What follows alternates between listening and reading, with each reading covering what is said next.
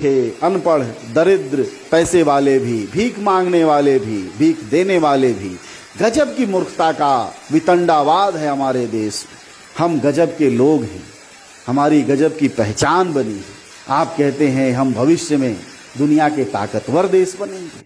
क्या ये मूर्खों की जमातें जो जश्न मना रही हैं, जब इनके ही अपने अस्पतालों में जाएंगे, कैसे ये रोते गिड़गिड़ाते ये लोग और कैसे उन अस्पतालों में पहुंचेंगे? कौन नहीं जानता इस देश में संसाधन कितना है। इस देश के बड़े से बड़े शहर में एक साथ 5,000 लोग अगर भर्ती होना चाहें अस्पतालों में तो वह लगभग असंभव है।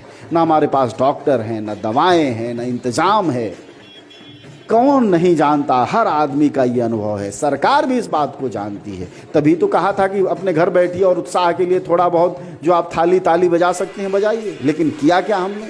पूरे देश में, दुनिया में हमने अपनी नाक कटाई है। बताया है कि हम मूर्खों की जमातें हैं, बताया है कि हम अफीमचियों के देश चीन से भी कितने गए गुजरे हैं, और कितने हम जाहिल लोग हैं कि अपने मरने का भी जश्न मनाते हैं। हम कितने जाहिल लोग हैं कि कल को बेटा, किसी की बेटी, किसी की माँ, किसी की बहन, किसी का भाई बीमार होगा, कोरोना से मारा जाएगा, और हम जश्न मना रहे हैं। और मूर्खता तो ये देखिए कि उस पर से ये कि शंख बजाने से कोरोना जाता है,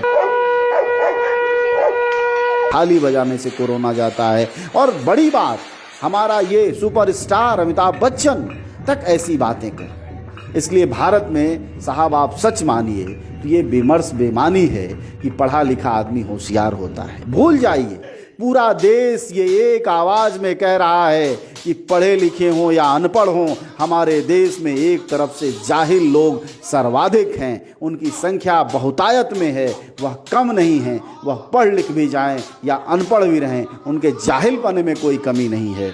यानी साफ है कि जब तक समाज को आप वैज्ञानिक सोच वाला नहीं बनाइएगा, अंधविश्वास से दूर नहीं ले जाइएगा, तब तक ये देश ऐसा ही चलेगा और हम मूर्खताओं पर, दूसरों के भरोसे जिंदा रहेंगे। आज भी हमारे पास कोरोना वायरस के बारे में जो भी जानकारियां हैं सब दूसरों की दी हुई हैं। उसी के भरोसे हम इतने भयभीत हैं। अपनी तो कोई जानकारी ही नहीं है कि कल को क्या हो जाए, क्या मुश्किलें आ जाएं और हम कैसे लड़ें। तो आपने देखा कि हमारे देश ने कैसे आनंद मचाया, लेकिन शर्म आती है ऐसी तमाम चीज़ों पर हमें कि आखिर हम कैसे एक दुनिया के विकसित देश भविष्य में बन पाएं।